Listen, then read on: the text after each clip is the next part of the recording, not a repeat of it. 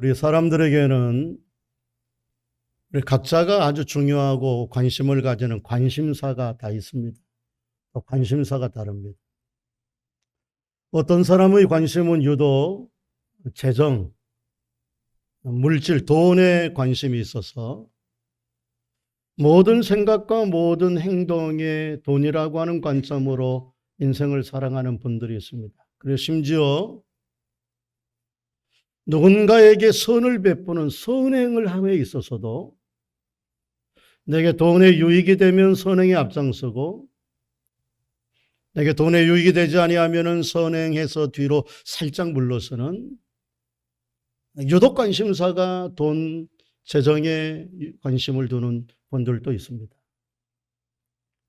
어떤 사람은 유독 건강에 관심이 있어서 무엇을 하나 먹을 때에도 다 건강을 체크하면서 유별나게 건강을 챙기는 분들이, 심지어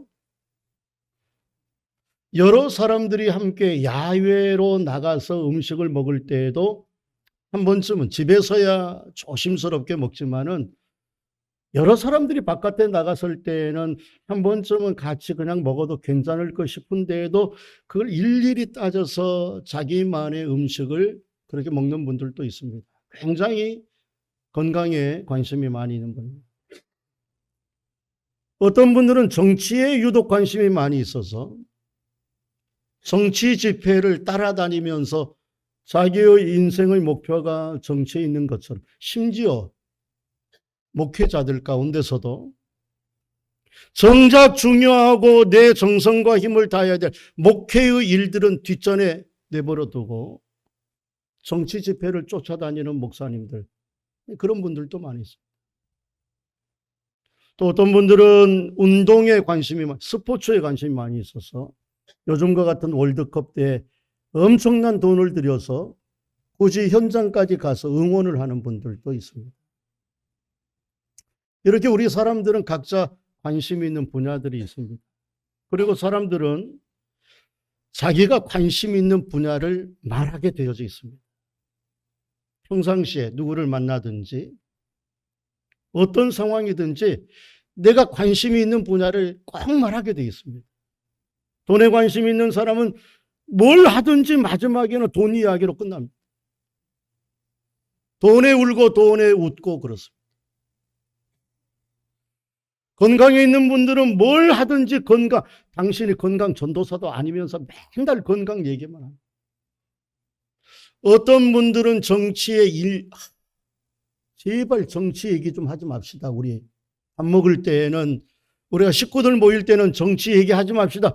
그렇게 누누이 얘기하는데도 꼭 교회 와서도 정치 얘기하다가 말다툼하고 티격태격 싸우는 일들도 있습니다.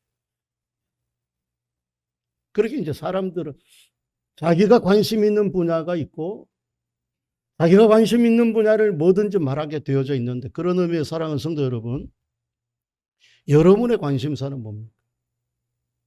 여러분은 누구를 만나든지 무슨 일을 하든지 결국 끝나는 것은 뭡니까? 오늘 예수님의 관심에 대한 이야기가 나와요. 여러분, 예수님의 관심은 하나님의 나라예요. 한 번 더, 하나님의 나라. 하나님의 나라는 예수님의 최대의 관심사였고 예수님의 정신세계였으며 예수님의 가치의 기준이었습니다. 가치관이 하나님의 나라를 귀하게 여기는 것.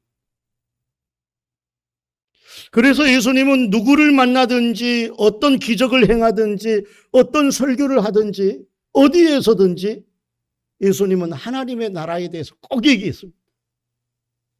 그래서 예수님의 33년의 인생 가운데 3년 동안을 공적인 사역을 하는 공생애잖아요.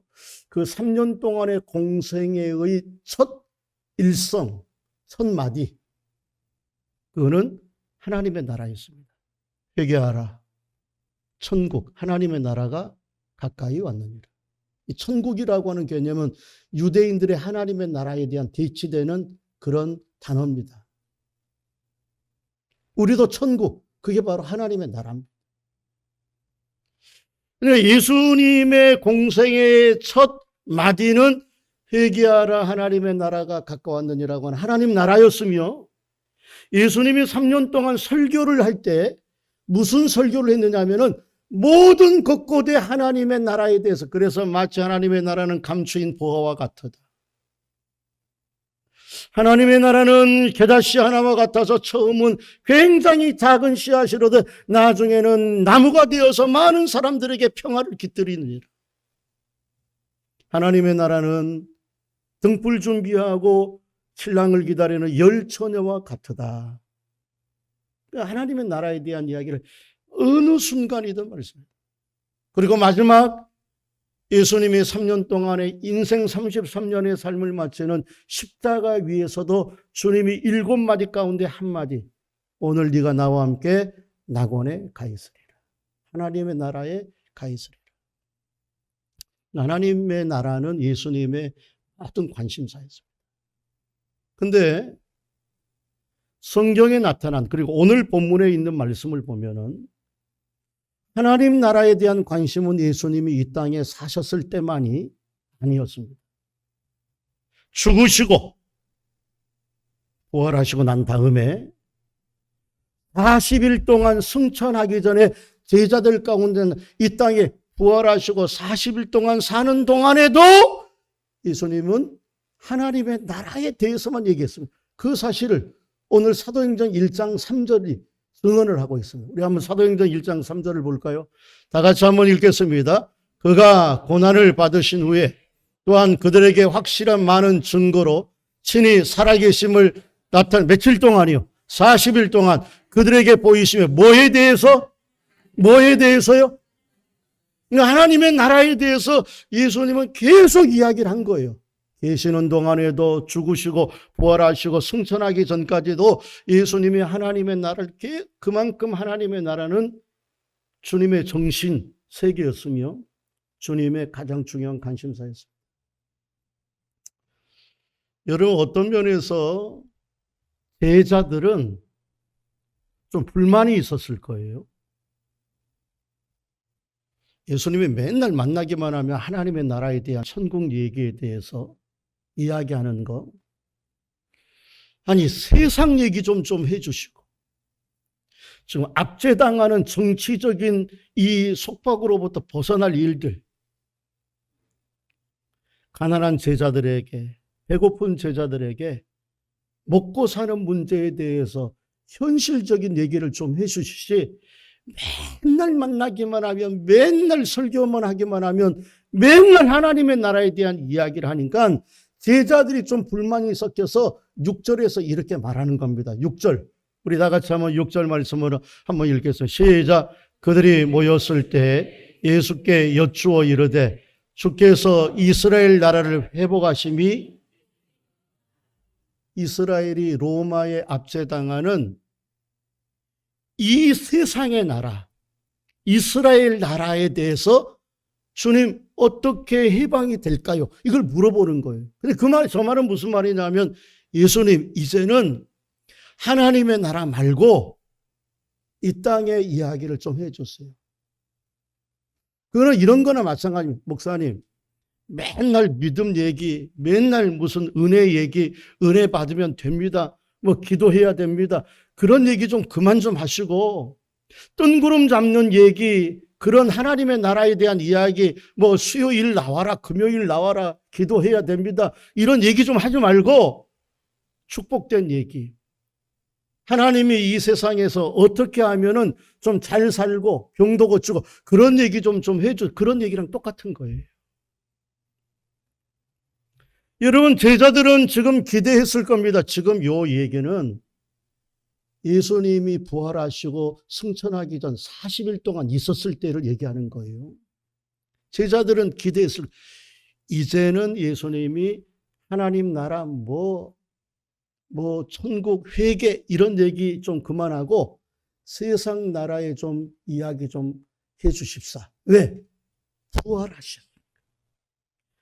옛날에는 육신의 고통을 받으시고, 옛날에는 로마의 눈치를 보면서 또 하나님의 말씀을 이루기 위하여서 사람들 가운데 하고 싶은 말 못했다 할지라도 이제는 부활하셔서 겁날 게 뭐가 있어요?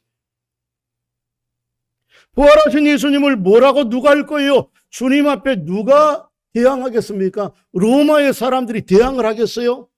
주님이 또 죽으시고 또 살아나면 되는가? 그러니까 이제는 예수님이 다른 로마의 눈치 안 보고 이 로마 가운데에서 이제 우리가 어느 정도 있으면 해방을 당할 건데, 해방이 될 건데, 그 해방을 위해서 우리는 이렇게 살아가야 된다. 너희들 무기를 좀 모으고 정치 집회를 좀 비밀리에, 이런 얘기를 할 줄 알았을 겁니다. 여러분, 저는 충분히 이해갑니다. 제자들이 이런 마음이 있었을 거예요. 예수님, 눈에 보이지도 않는 하나님의 나라, 지금 당장 급하지도 않는 하나님의 나라, 뭐 정말 뜬구름 잡는 하나님의 나라가 언제 오실지도 모르는데, 오지도 않을 것 같은 하나님의 나라, 천국에 대한 이야기 좀 그만하고 지금 당장 필요한 물질적인 좀 풍요, 자유, 이것 좀 얘기하십시오. 여러분, 근데 예수님은 마지막 천국에 올라가는 언제나 제자들을 만나면 누구에든지 하나님의 나라에 대해서 얘기했습니다. 왜 그럴까요? 왜 예수님은 제자들의 형편과 상황을 몰라서 그럴까? 왜 예수님은 좀 자꾸 우리에게 좀 먹는 얘기, 좀 사는 얘기, 돈 버는 얘기, 자유하는 얘기, 이런 얘기, 행복의 얘기, 이런 얘기 좀 하죠. 왜 맨날 하나님의 나라 이야기입니까? 왜 믿음 얘기만 하고, 목사님은 맨날 은혜 받으라고 얘기하고, 왜 예배 나오라고 같이 기도, 이런 쓸데없는 얘기. 여러분, 쓸데없는 얘기처럼 안 들려요? 여러분, 근데 예수님은 그런 얘기 하십니다. 왜냐하면 예수님이 고집 때문이 아니라 진짜 제자들의 인생의 자유, 진짜 제자들의 평강, 그거는 세상의 나라를 어쩌고 저쩌고 해서 오는 것이 아니라 그 사람에게 하나님의 나라가 충만하게 임할 때 하나님의 나라의 평강과 희락과 기쁨이 언제나 넘친다는 사실을 주님은 알았기 때문입니다. 이런 얘기예요. 지금 이스라엘 백성들이 로마의 통치의 압제 속에 있어 괴로워하는 것은 로마가 압제하기 때문이 아니라 하나님의 나라가 저들 가운데 임하지 않았기 때문입니다. 왜? 죄의 문제인데. 로마가 이스라엘을 점령한 것도 하나님이 징계한 건데, 저들이 죄와 허물 때문에 하나님이 깨닫게 하기 위하여서 로마의 징계를 허락하여 주셨는데, 저들은 정말 중요한 왜 내가 하나님 앞에 이런 징계를 받는가를 생각하지 아니하고, 그래서 하나님의 나라를 자기의 마음속에 풍기지 아니하고. 여러분, 이제 제가 잠깐 외국에 나가 있을 때 수요일 저녁에 아마 나오신 분들은 이런 말씀을 들었을 겁니다. 우리 이제 그 간사를 통해서 들었을 겁니다. 이스라엘 백성들이 압제를 당하고 사사시대에 이방의 나라로부터 고난을 당할 때 이스라엘 백성들은 하나님 앞에 물어봐야 될 것이 있었을 겁니다. 왜 우리가 이런 고난을 당하는가? 왜 우리가 하나님의 백성이면서도 이 이방인들의 압제를 당할 것인가라고 하는 왜를 물어보지 아니하고 맨날 물어보는 것은 어떻게 하면 돼요? 어떻게 하면 해결돼요? 어떻게 하면은 우리가 자유할 수 있어요? 여러분, 우리도 똑같아요. 이스라엘 백성들 마찬가지.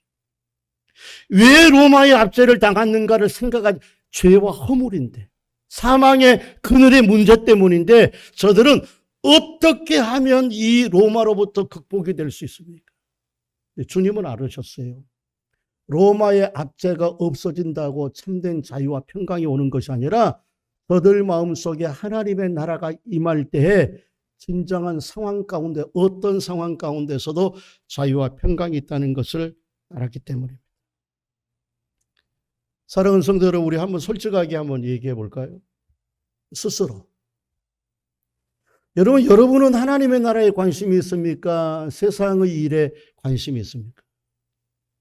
객관적인 모습으로 저를 포함해서 많은 사람들이 하나님의 나라에 대한 무슨 관심, 그것보다도 세상의 나라에 대한 관심이 더 많을 때가 있습니다. 물론 하나님의 나라에 대해서 고민하죠. 어떻게 하면 하나님 앞에서 믿음으로 잘 살까? 어떻게 하면 교회를 성장시키고 부흥하는 일에 헌신할까? 이제 남은 10년인데 어떻게 하면 성도들을 독려해서 같이 기도하고 예배를 참석하게 할까? 어떻게 하면 영혼을 구원하는 전도 일을 행할까? 고민하죠. 근데 많은 경우 하루하루를 생각해 보면은 우리는 하나님의 나라에 대한 관심보다는 세상의 일, 세상의 나라에 관심이 있습니다. 그걸 어떻게 확인할 수 있느냐? 우리가 하루를 시작하면서 눈을 딱 떼는 순간 우리는 하나님 앞에 찬송하며 나가는 것보다 세상의 뉴스를 틀고서 뉴스를 보는 것에 우리의 관심이 있습니다. 우리는 하나님 앞에 하루를 살면서 어떻게 살까요? 기도하면서 하루를 시작하기보다는 세상의 사람들의 방법을 찾아서 주식을 보고 주식 현황을 보면서 웃고 울고 합니다. 성경책을 보면서 하루를 시작하는 것이 아니라 우리는 세상의 이야기 속에서 하루를 시작을 합니다. 여러분 그러지 않습니까? 하루를 시작하면서 기도하고 찬송하고 말씀을 들으면서 오늘도 하루를 시작합니다. 그런 시간보다 우리는 하나님의 말씀과 기도야 그런 찬송의 삶은 뒤로 하고 우선 신문부터 보고 TV부터 틀고 드라마부터 보고 경제의 현황을 보면서 그렇게 살아갑니다. 그걸 보면 우리가 하나님의 나라에 그렇게 관심이 많은 사람들이 아닙니다. 여러분 그렇다고 우리가 그것을 뭐라고 할 수도 없어요. 우리 성도들이 그렇게 한다라고 그러면 안 됩니다. 그렇게 말할 수도 없어요. 왜냐하면 그게 현실의 문제예요. 그게 지금 닥친 아픔이니까. 여러분 우리가 예수 믿는 사람이라고 해서 현실과 동떨어져 있습니까? 아니 우리도 먹고 사는 거, 우리도 자유하는. 여러분 예수 믿는 사람들 맨날 뜬구름 잡는 뭐 하나님의 나라, 뭐 하나님의 은혜, 사랑 그런 것만 붙잡고 살아갑니까? 안 그렇습니다. 여러분 그러나 우리가 현실 가운데 살고 현실의 문제 속에서 고민하며 살아가는 사람이지만 그럼에도 우리는 하나님의 나라에 관심을 가지고 살아가야 됩니다. 만약 우리들이 제자들처럼 하나님의 나라에 대해 좀 얘기 좀 하지 마시고 목사님 하나님 나라 은혜 뭐 예배 그런 거에 대해서 좀 얘기하지 마시고 전 현실 얘기도 못합니다. 잘 몰라요 현실.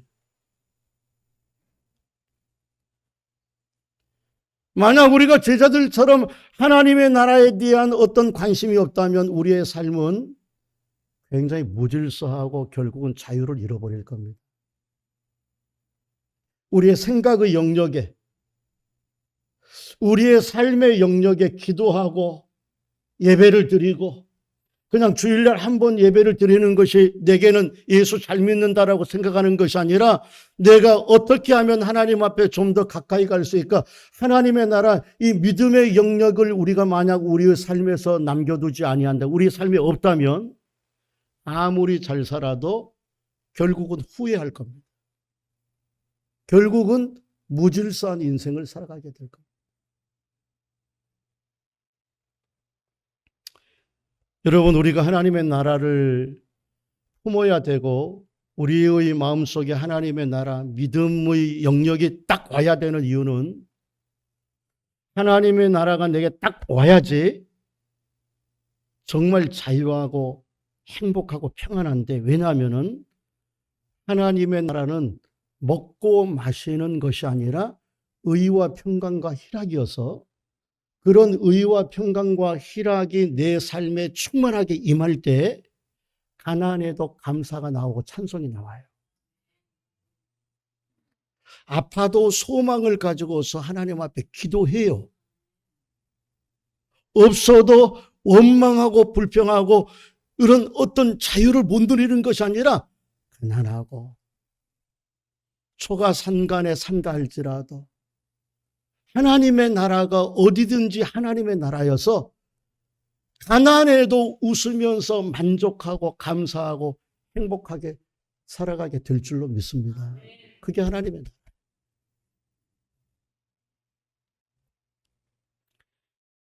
여러분, 어디 하나님이 우리의 현실의 문제를 모르시겠습니까? 하나님이 우리의 가난, 물질이 좀 필요하다는 걸 모르시겠습니까? 배고픔 모르시겠습니까?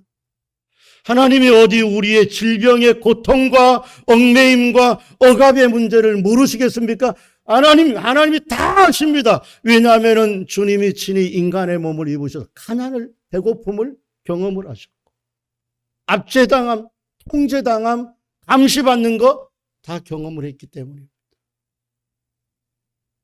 그래서 주님이 아시니까 그런 말 하신 거 아니겠어요? 수고하고 무거운 짐진 자들아 다 내게로 오라. 내가 너희를 쉬게 하리라. 그러니까 주님이 우리 아세요.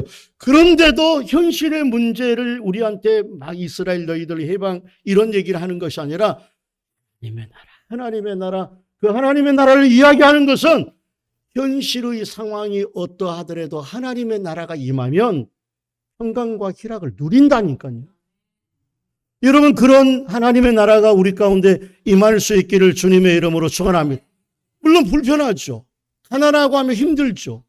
물론 육신의 질병 때문에 우리가 얽매이죠. 그러나 우리의 마음속에 하나님의 나라가 임하면 가난 속에서도 질병 속에서도 예수 때문에 평안하고 소망이 넘치며 감사하고 찬송하며 하나님 앞에 믿음으로 나가게 되는 줄로 믿습니다. 그게 하나님의 나라예요.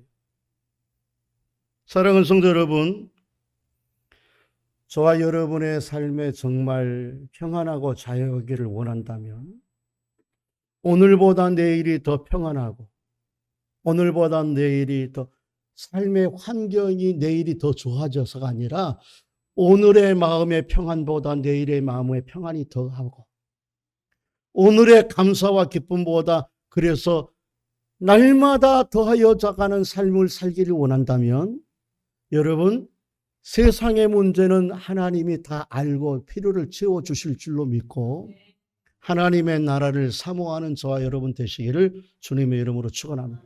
저는 마지막으로 일주일 동안 이 말씀을 준비하면서 이런 생각을 했습니다. 도대체 하나님의 나라가 무슨 나라인데 어떤 나라이길래 하나님의 나라가 임해야 우리가 진짜 행복하고 평강을 누리는가? 하나님의 나라가 도대체 어떤 나라길래 행복하고 자유하느냐 이 말이에요. 여러분, 하나님 몇 가지 우리가 성경을 통해서 보는 하나님의 나라의 특징이 있어요. 하나님의 나라는 한번 따라 영토의 나라가 아닌 영적인 나라이다. 여러분, 하나님의 나라가 우리에게 임할 때 정말 행복하고 감사하고 자유하는 이유는 땅의 나라가 아니라 영적인 마음의 나라이기 때문에 그래요. 보세요, 이거 보세요. 여러분, 우리 살아가는 이 땅에 살아가는 저와 여러분은 땅 따먹기 하는 사람들입니다. 땅 따먹기. 누가 땅을 더 많이 차지하느냐, 누가 땅을 더 많이 가지느냐, 결국 그 얘기입니다. 그래서 그것 때문에 불행을 느껴요. 그것 때문에 부자유해요. 왜? 나는 땅이 없으니까. 특별히 우리나라 땅 한 평, 서울에 있는 그 땅, 아파트라고 하는 28평, 그 땅 하나 없어서 불행을 느껴요. 자유를 못 누려요. 결국 우리의 삶에 불행을 느끼고 자유를 못 느끼는 이유 가운데 하나는 이 세상의 나라는 땅 영역으로 나라를 만들어가요. 그런데 하나님의 나라는 우리의 마음속에 하나님의 나라가 이루어져서 땅 따먹여, 땅 없어도 평안해요. 땅 없어도 자유예요. 하나님의 나라가 임하면. 여러분, 지금 러시아가 우크라이나를 침공을 했습니다. 이스라엘이 레바논을 침공을 했습니다. 미국이 이란을 침공을 했고 미국이 파나마를 침공한다라고 얘기를 떠들어대고 그 그린란드를 데마크에 속한 그린란드를 자기의 52주 가운데 하나로 이제 집어넣어버리겠다라고 막 억압을 하고 막 엄포를 놓습니다. 왜 그래요? 결국 알고 보면은 땅 차지하려고 그래요. 땅 차지하려고. 러시아가 우크라이나의 크림반도라고 하는 그 땅이 있어요. 크림반도, 돈바스라고 하는 그 땅을 더 차지하려고 지금 전쟁 일으키는 겁니다. 거기에 무슨 평화가 있겠어요? 이해되시면 아멘. 여러분, 이스라엘이 왜 레바논을 공격을 해요? 그 레바논 그 북부 지역에 있는 그 땅을 자기네들이 그걸 해야 된다고 생각하는 거예요. 거기에 평화가 자유가 없어요. 왜 이란이? 결국은요, 석유 차지하는 겁니다. 결국은 자기네들이 통제해서 하려고. 그러다가 이번에 잘 걸렸어요. 얼마나 미국이 형편없는 나라이고 미국의 대통령이 형편없는 쫌팽인지 잘 걸렸어요. 여러분, 결국은 다 땅 따먹게 하려고 하는 겁니다. 땅 따먹기. 여러분, 우리도 사실은 이 세상에서 불행을 느끼는 많은 것 가운데 하나는 땅 없어서 그래요. 다른 사람은 땅이 있는데, 다른 사람은 있는데 나는 땅이 없어. 여러분, 그러나 하나님의 나라는 영토의 나라가 아니라 영적인 나라여서 땅을 차지하는 나라가 아니라 마음에서 이미 나라를 차지한 하나님의 나라예요. 그래서 그 사실에 대해서 누가복음 17장에서는 20절, 21절에서 하나님의 나라는 이 땅 저 땅 아니다. 우리의 마음속에 있다라고 말합니다. 한번 읽어볼까요? 20절, 21절 시작. 바리새인이 하나님의 나라가 어느 때 임하나이까 묻거늘 예수께서 대답하여 이르시되 하나님의 나라는 볼 수 있게 임하는 세상의 땅이 아니요 또 여기 있다 저기 있다고도 못하리니 하나님의 나라는 어디예요? 여러분, 마음에는 하나님의 땅 아닙니다. 하나님이 통치하는 그 나라, 우리의 마음속에 예수님이 오셔서 예수님의 말씀이 들려지고 그 예수님의 말씀이 내게 은혜가 되어 통치가 되는 나라가 하나님의 나라여서 말씀이 들려지고 그 말씀이 내게 은혜가 되면 가난하고 땅이 없고 질병이 있어도 평강과 희락이 넘치게 될 줄로 믿습니다. 그래서 하나님의 나라가 임해야 된다는 말이에요. 여러분, 하나님의 나라는 도대체 어떤 나라이길래 그 하나님의 나라가 또 우리 가운데 임해야 진짜 자유하는가? 그것은 비교당하지 않는 나라, 비교하지 않는 나라. 여러분, 우리가 세상에서 힘들고 정말 스트레스 받고 자유를 못 느끼고 불행한 거는 우리가 세상의 다른 사람하고 자꾸 비교하기도 하고 비교당하기도 하기 때문입니다. 이 세상은 그래요. 며칠 전 제가 인터넷에 올라온 칼럼을 이렇게 한번 읽었습니다. 그 칼럼에는 사람의 인생을 살아가면서 헛된 일, 결코 백해무익한 일 4가지를 이야기하면서 첫 번째는 뭐가 인생에서 가장 헛되고 허무한 일이냐면은 끊임없이 다른 사람하고 비교하는 겁니다. 비교하는 것.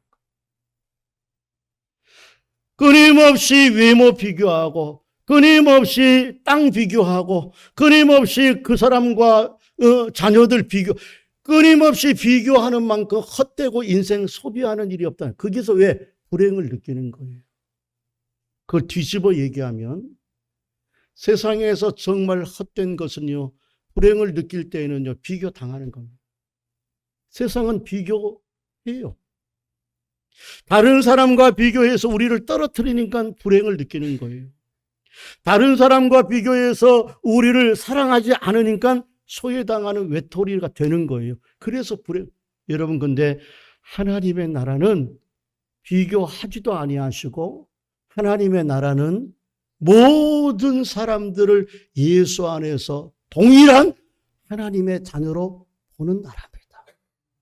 그 나라가 임할 때, 그래서 계시록에 있는 말씀 7장에 있는 말씀을 보면요. 9절과 10절에 하나님의 나라는 어떤 나라느냐? 모든 열방과 나라와 민족과 방언이 다 하나가 되어서 오늘 사도행전 1장 8절은 이렇게 말합니다. 우리 다 같이 한번 읽어볼까요? 사도행전 1장 8절 시작. 오직 성령이 너희에게 임하시면 너희가 권능을 받고 예루살렘과 온 유대와 사마리아와 땅 끝까지 이르러 내 증인이 되리라. 여러분, 물론 이 말씀은 하나님의 나라에 대한 이야기가 아닙니다. 이 말씀은 성령의 역사, 성령의 복음의 능력, 성령 받으면 우리가 복음의 역사를 이루어간. 근데 이 말씀 속에는요, 굉장히 중요한 하나님 나라의 특징이 하나 숨겨져 있습니다. 그게 뭐냐면은 하나님의 나라 성령이 우리 가운데 임하면은요, 예루살렘이라고 하는 온 유대와 사마리아라고 하는 이스라엘의 영역을 뛰어넘어서 땅끝 이방의 나라 로마와 스페인 모두가 성령 안에서 하나 되는 나라이고, 유대인의 영역을 뛰어넘어서 유대인과 이방인이 하나 되어서 하나님의 복음의 역사를 이루어 나간다. 여러분, 하나님의 나라는 이방인도 없고 유대인도 없고 백인도 없고 흑인도 없고 남자도 없고 여자도 없고, 하나님의 나라는 모든 열방, 민족, 방언, 모든 지역을 뛰어넘어 예수 안에서 하나 되는 하나님의 나라입니다. 비교당하지 않을 것입니다. 하나님의 나라에서는 우리는 정말 평안, 그러니까 마음에 하나님의 나라가 임해야 돼요. 아멘이십니까? 마지막으로 하나님의 나라는 어떤 하나님의 나라이길래 그 하나님의 나라가 임해야지 우리 가운데 자유와 평강을 누리느냐? 그것은 과거를 지향하는 나라가 아니라 미래를 지향하는 나라예요.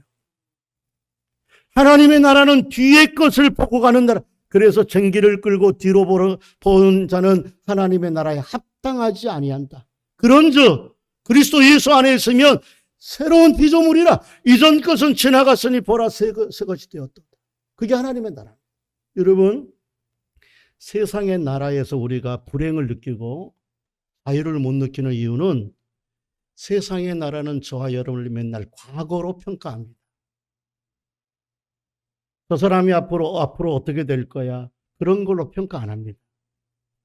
과거 학폭했던 거, 과거에 술 마시고 운전했던 거, 과거에 그 사람이 뭐 했던 거, 그것 가지고서 오늘 나를 불행하게 만들어요. 그래서 잘 나가던 사람들이 과거의 문제가 다 들추어져. 그게 세상 나라입니다. 그러니까 오늘 내가 자유하고 행복하다라고 생각하는 사람들도 결코 자유와 행복을 못 느끼는 거예요. 왜? 언제라도 누구에게든지 내 과거를 또 들추어내서 내 인생을 막. 국회의원들 뭐 행복해하죠. 권력을 얻었다고. 장관들 행복하고 뭐 하죠. 저들 한번 청문회 한번 해보십시오. 과거의 일들이 다 들추어 나갑니다. 수치를 당합니다. 그게 세상 나라. 저와 여러분도 이 세상의 나라는 만족을 못 줄 거예요. 저와 여러분들도 과거에 저와 여러분이 다 했던 일이 들통나게 만들면요, 저와 여러분이 어찌 이 자리에 쓸 수가 있겠어요. 그러나 우리 하나님의 나라는 저와 여러분의 과거를 들춰내지 아니하시고, 하나님의 나라는 우리의 미래를 지향하는 나라여서 과거는 죄인이었지만 지금은 의롭게 하나님 앞에 나아가는 하나님의 사람이 되는 줄로 믿습니다. 사랑하는 성도 여러분, 이 세상 힘들고 눈물 나고 억울하고 정말 가슴 찢어지는 일들이 많이 있습니다. 그런 이 세상에 우리가 만약 품고 살아간다면 언젠가 큰 코 닥치고 결국 인생 어지럽혀지는 인생 될 거고 무질서하게 될 겁니다. 하나님의 나라가 우리에게 있기 때문에 감사가, 소망이 생기는 것이고 희망이 생기는 것입니다. 하나님의 나라. 저는 어제 이진유 자매라고 하는 자매의 마지막 천국 환송 예배를 드리고 왔습니다. 우리 노예 연희제일교회 이만용 목사님의 셋째 막내딸, 1995년생 6월생이더라고요. 지금 31살입니다. 공부를 얼마나 잘하는지 이화대학교 공대 나와서 독일의 미넨 대학교에서 석사 박사 학위 따고, 그 젊은 나이에 우리가 잘 알고 있는 독일의 BMW 회사에 취직을 했다가 스카우트 당해서 다른 회사로 옮긴 지 얼마 안 됐는데 집에 돌아오는 길에서 과로로 쓰러져서 사람이 세상에 31살짜리가 갔습니다. 여러분, 얼마나 참 가슴이 찢어지고 아픈지 목사님, 사모님 예배를 드리는 동안 계속 울어요. 그리고 나서 이렇게 인사합니다. 앞으로 어떻게 목회하시겠어요? 무슨 인생의 자유와 평강과 기쁨이 있겠어요? 근데 하나님의 나라에 다시 만날 줄로 믿고 이렇게 예배를 드리고 오신 분들 감사하다고, 남은 목회 얼마 남지 않았는데 다시 만나서 부끄럽지 않도록 잘 목회하겠노라고 그렇게 말씀하시더라고요. 여러분, 그 목사님에게 하나님의 나라가, 옛말에 이런 말이 있어요. 부모는 산에 묻고 자식은 마음에 묻는다. 우리 권사님들, 집사님들 가운데서도 자식들 먼저 가슴에 묻고 살아가는 분들이 계십니다. 그래도 감사하고 찬송합니다. 그 찬송을 불러, 울으면서 찬송을. 왜 그러냐면은 하나님의 나라가 있기 때문입니다. 그 하나님의 나라가 당신의 마음속에 임했기 때문에 그 고백을 하고 목회하겠다고. 사랑하는 성도 여러분, 하나님의 나라가 저와 여러분에게 임해야 어떤 환경 속에서도 자유와 평강을 누릴 수 있습니다. 그 하나님의 나라는 우리의 마음을 예수께서 만져주시는 나라고, 그 하나님의 나라는 비교하지 아니하고 비교당하지 않는 나라이고, 그 하나님의 나라는 과거를 지워버리시고 미래를 지향하게 하시는 하나님의 나라입니다. 이 하나님의 나라를 꿈꾸며 이제는 좀 세상의 일들을 좀 서서히 뒤로 미루시고 하나님의 나라를 좀 더 많이 품는 저와 여러분 되시기를 주님의 이름으로 축원합니다.